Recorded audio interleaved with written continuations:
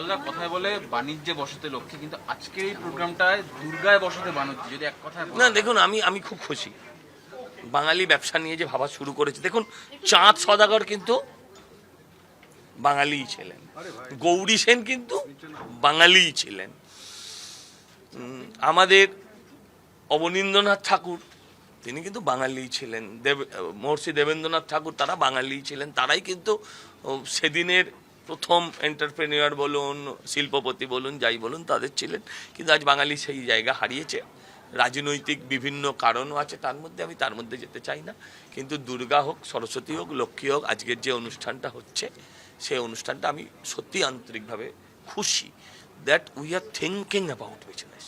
আমরা ব্যবসাটা নিয়ে ভাবতে শুরু করেছি, শুধু চাকরবৃত্তি করব এই মানসিকতা থেকে বেরিয়ে আসার চেষ্টা।